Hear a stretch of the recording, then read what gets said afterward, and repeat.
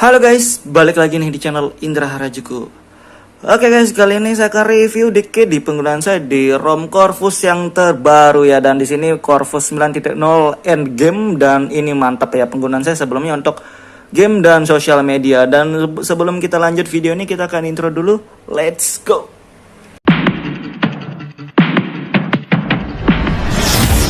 AM to the PM, PM to the AM.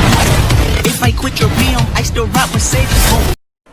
Oke guys, jadi di sini saya pakai ROM dari Corvus yang terbaru ya, 9.0 Endgame, dan ini device wired guys. Jadi Corvus untuk wired ini, jadi saya perhatikannya lama-lama file size-nya semakin gede ya. Dan yang include dengan GAPS ini filenya 1 GB ya, padahal sebelumnya nggak sampai 1 GB, dari 800-an, 900-an, dan sekarang 1 GB ya. Dan kalau saya perhatikan free RAM-nya sih nggak nyesak-nyesak amat sih sebenarnya ya. Tapi mungkin karena aplikasi saya nggak terlalu banyak di device ini ya, karena saya banyakkan di HP yang lain untuk aplikasi.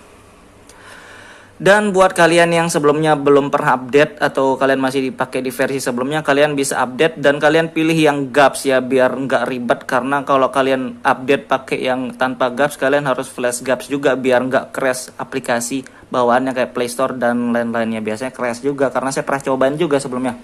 Jadi kalau kalian update, kalian bisa pakai yang include GAPS aja. Oke guys, jadi saya perhatikan lagi ya, di Corvus yang terbaru ini agak sedikit berbeda dari versi 8.5. Kalau di 8.5 tuh di deskripsi ROM-nya dibilang ada thermal engine ya, kalau kurang lebih ada thermal engine. Dan di sini nggak ada thermal engine, dan config EAS juga nggak include ya. Jadi agak sedikit gimana gitu guys sebenarnya. Dan kalau saya bisa perbandingkan dari sebelumnya yang saya pakai di ROM Nusantara ya. Kalau di ROM Nusantara itu include thermal engine dan include config EAS juga bahasanya. Jadi kalau saya perhatikan dari kedua ROM Nusantara dan di Corvus ini, kalau bawaan ROM-nya masih mending di Nusantara sebenarnya. Kalau mending bawaan ya, bawaan ROM. Tapi kalau kita lihat lagi masalah dari thermal engine dan config EAS, sebenarnya dua itu bisa ditambahin ya. Jadi kalau misalkan Corvus ditambahin config EAS ataupun thermal engine ya sebenarnya sama aja ya. Jadi kalian nilai sendirilah maksudnya guys. Walaupun defaultnya berbeda, tapi kalau bisa ditambahin ya sama aja ya, berarti sama-sama bagus kayak gitulah bahasanya ya. Karena kalau thermal engine kan bisa pakai modul config EAS juga bisa ya. Biasanya config EAS itu yang paling sering, begitu install kernel Agni ada opsi untuk tambahin config EAS biasanya. Jadi kalau ditambahin sebenarnya sama aja sih, sama-sama bagus buat game. Tapi kalau dinilai dari bawaan ROM ya mendingan di Nusantara sebenarnya. Tapi kan bisa ditambahin juga guys. Jadi ya sama aja lah. Ya maksudnya ya, intinya ROM itu semuanya sama aja. Masalah game, hemat baterai, sosial media, bla bla bla itu tergantung kalian sendiri. Kalian bisa tambahin atau enggak. Kalau kalian bawaan ya memang beda sih Pak biasanya. Dan di sini kernel bawaannya pakai extended ya. Jadi mantep. Di sini extended yang terbaru, dan ini EAS ya. Kalau EAS itu lebih ke performa, HMP lebih ke hemat baterai. Biasanya kalau dia pakai HMP ngegame PUBG itu kerasa banget ngeframe-nya, dan di sini sih masih mending ya. Saya juga tambahin modul guys. Jadi saya kalau biasanya ganti ROM saya wajib install Magis ya, karena saya nggak bisa main game PUBG kalau masih pakai grafis smooth high ya. Jadi smooth high itu nggak enak banget. Jadi saya lebih mending di smooth extreme ya, 60 fps walaupun 90 fps hiasan lah, itu nggak masalah, lumayan ya hiasan. Jadi di 60 fps ini masih enak lah, menurut saya masih stabil. Cuma kalau kalian bisa tak ganti kernel lagi ya lebih bagus lagi sebenarnya. Cuma di sini kan saya review bawaan ROM guys, jadi kayak gitu. Dan lagi di sini aplikasi bawaannya saya nggak terlalu banyak install sih sebenarnya. Kita lihat dari CPU Z 180 sebenarnya sama aja ya, dari kernel wired standarnya sekarang 180, GPU 512 sudah bagus ya, sudah bagus sebenarnya segini. Dan dari CPU throttling test juga harusnya normal aja sih. Kalau biasanya kalau suhunya adem ya, pengalaman saya nih guys. Karena saya juga tahu kalau setiap suhunya naik clock speednya pasti berubah-berubah, dan itu wajar ya. Biasanya kalau suhunya adem di bawah 40 derajat biasanya stabil hijau, dan kalau 40 derajat ke atas tuh biasa kuning merah, dan itu hal yang wajar ya. Yang penting maksudnya gini, Yang penting kalau kalian ngelihat tesnya tuh gerakan grafiknya stabil ya, bukan yang naik turun yang gila amat, itu nggak stabil. Kalau walaupun dia turun ke kuning ke merah, tapi kalau stabil itu masih hal yang normal ya, karena kalau kalian tes pada saat suhu panas ya wajar aja sebenarnya itu. Kalau hijau begini stabil berarti memang bagus ya, karena kalau hijau kalau adem ya wajar aja hijau gitu guys. Kalian pahami sendirilah maksud saya kayak gitu. Dan ini sebenarnya sudah stabil ya. Padahal saya belum pakai modul apapun. Dan untuk yang lainnya kamera juga normal ya, kamera normal. Di sini ada AI-nya guys, dan kita lihat di kamera settingan kameranya juga ada stabilizernya. Jadi masih enak lah buat kamera sebenarnya ya. Dan kalau yang lain aplikasi pemutar musiknya nggak ada ya. Jadi pemutar musik nggak support di Corvus, maksudnya nggak support tuh nggak ada bawaan, jadi kalian bisa install sendiri kayak Walkman atau apalah terserah ya. Dan untuk perekam layar juga nggak ada dari status bar guys, tapi perekam layar juga ada nggak ada di aplikasi maksudnya, tapi ada di status bar untuk perekam layar. Dan di sini saking adanya double ya perekam layar, screen recorder, dan saya nggak ngerti maksudnya apa, ini pemborosan mungkin ya, tapi tetap bisa ya, dua-duanya bisa. Dan ini normal aja. Oh ya guys, satu lagi ya sebelum saya lanjut review sebenarnya guys. Satu lagi ya. Biasanya begitu kalian install ROM Corvus ini, biasanya di bagian pensil ini dia kayak ngebug ya, agak sulit diklik biasanya, dan itu bukan ngebug guys. Karena kalian bisa di sini pengaturannya yang untuk di quick setting dan di carrier group ini guys. Jadi kalau biasanya begitu kalian install Corvus ini ataupun kalian update ya, biasanya langsung otomatis aktif buat carrier group, dan di bagian pensil ini agak sulit diklik ya. Jadi ini sulit banget diklik. Ini bukan ngebug ya, bukan ngebug guys, bukan ngebug. Tapi kalian harus matikan carrier groupnya, begitu mati baru udah cepet. Nah, jadi kayak gitu ya.